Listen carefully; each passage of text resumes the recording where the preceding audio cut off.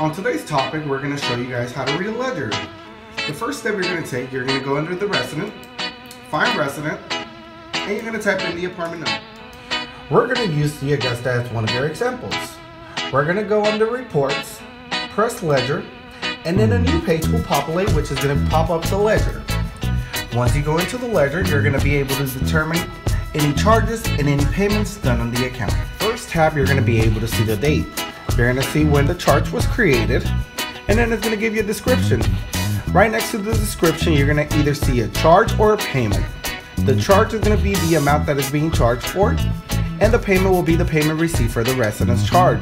For example, in this case, there was an application fee of $65 that was charged, and an administration fee of $175 that was charged, giving us a balance of $240.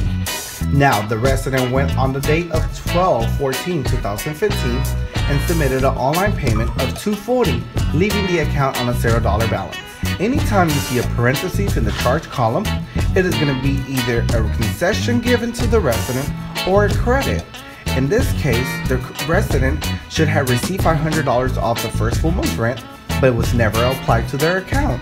Therefore, as of today's date, I went in and I submitted a credit of $500, which I also notated notes giving explanations to why the resident should have received a credit of $500. After today's lesson, I hope I was able to go ahead and give you a little bit more clarification of how you're able to read a ledger.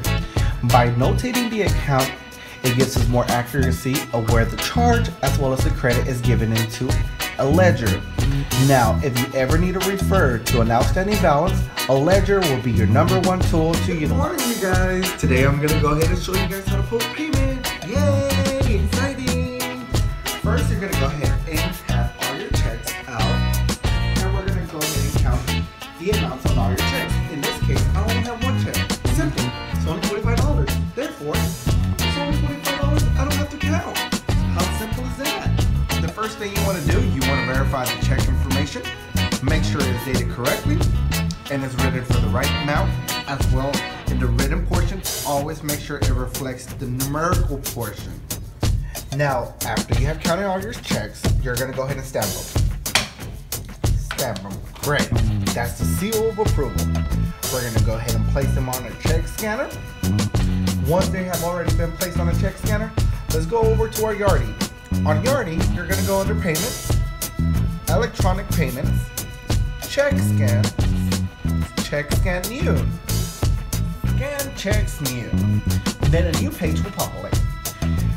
For our example, we're only doing $45 as a declared amount, and we're only having one check to declare.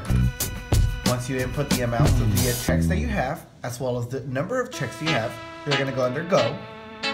Hear how lovely the machine sounds. Uh-oh.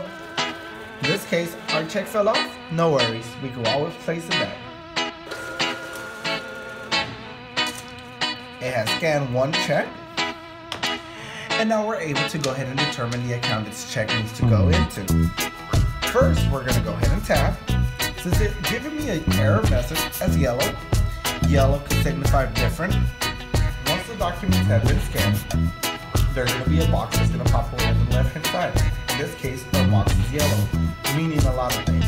It could either mean that it didn't read the numerical portion of the check, so we need to manually input, or the check overexceeds the amount owed in the account, or it's less than the amount that is owed. So let's go ahead and see what's going on. First, you want to verify the properties number, which in this case is correct, the unit number, which is correct, and always make sure it reflects the correct resident. You do not want to place any amount in a different account other than in the check that is being paid for. In this scenario, the reason why we received the yellow box was because the numerical portion of the check for the check amount was not read. So what we have to do, we have to go ahead and delete the check amount and then put the amount that the check is being paid for. 45 is the amount that is given to us in the check. We're going to go ahead and save. Ta-da! Our box turns green. Green means go. Ready to go. Ready to be processed. Everything has been directed to the right amount that is owed. And now all we have to do is go under tape info, verify that the total declared and the items declared matches the total entered, and items entered, which it does. Go over to the save. You're gonna always report. You close this box once it reports. And now it's ready to post. Posting a batch. It's generating a receipt. Open. Once you have to post the report, you're gonna go ahead and print a copy. And we're gonna save it with our checks for 90 days. This is important to save in case there's any discrepancies. We could always refer to the posted report batch.